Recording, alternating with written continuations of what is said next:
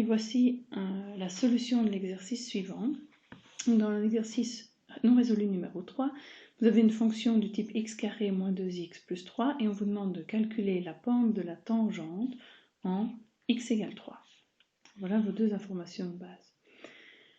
On sait donc qu'on doit calculer le nombre dérivé en 3 ou le taux de variation instantanée en 3, c'est juste pareil, c'est-à-dire faire la limite quand h tend vers 0 de l'image de 3 plus h moins f de 3 sur h. Je vous rappelle que 3 plus h est vraiment situé juste à côté de 3, hein, et qu'on va vraiment faire tendre la distance qui sépare les points en 3, f de 3 et 3 plus h, f de 3 plus h, on va faire tendre la distance horizontale entre ces deux points vers 0, de manière à ce qu'ils ne fassent plus qu'un, et qu'au lieu de parler de séquente, on parle de tangente.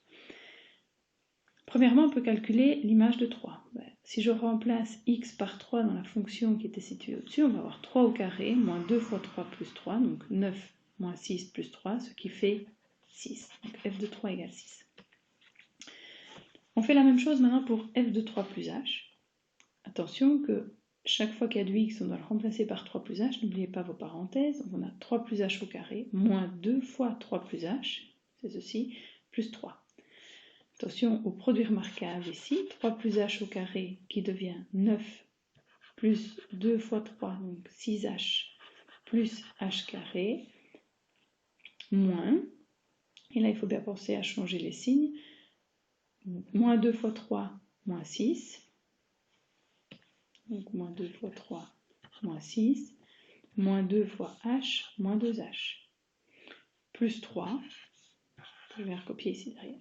Si on rassemble tous les termes du même degré, on a h carré plus 4h plus 6 pour remplacer f de 3 plus h dans l'expression de départ.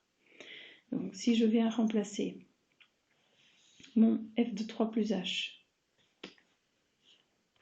ici en orange par h carré plus 4h plus 6 ici,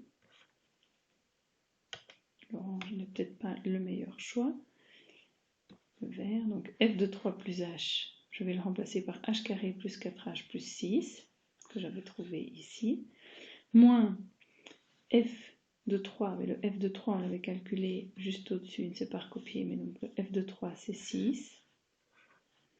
Le plus 6 et le moins 6 se simplifient, tout ça sur h.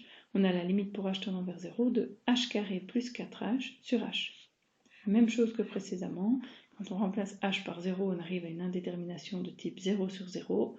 On factorise en mettant le h en évidence, donc h fois h plus 4 au numérateur sur h. On simplifie le h qu'on a mis en évidence au numérateur avec le h du dénominateur. Il nous reste la limite quand h tend vers 0 de h plus 4. En remplaçant le h par 0, ça nous donne 4. On peut alors écrire l'équation de la tangente. La formule, c'est la tangente a pour équation y égale le nombre dérivé en a, ou la pente de la tangente en a, fois x moins a plus f de a. f' de a, on vient de le trouver, c'est 4. Le 3, on nous le donnait dans l'énoncé, c'est le a, c'est le 3 qu'on nous donnait dans l'énoncé, ici au-dessus. Le f de a, c'est le f de 3, qu'on avait déterminé à cet endroit-ci, c'est-à-dire 6. L'équation de notre tangente, c'est donc si on distribue 4x moins 12 plus 6 ou 4x moins 6. Graphiquement, on peut le vérifier. Si on dessine notre fameuse fonction x carré moins 2x plus 3, donc on voit bien ici la fonction x carré qui a été manipulée en étant déplacée de 1 unité vers la droite, 2 unités vers le haut. On prend notre point d'abscisse 3 ici en dessous, on observe l'image de 3 qui vaut 6, la tangente qu'on peut tracer ici, donc elle passe par le point 3, 6, et elle a une pente.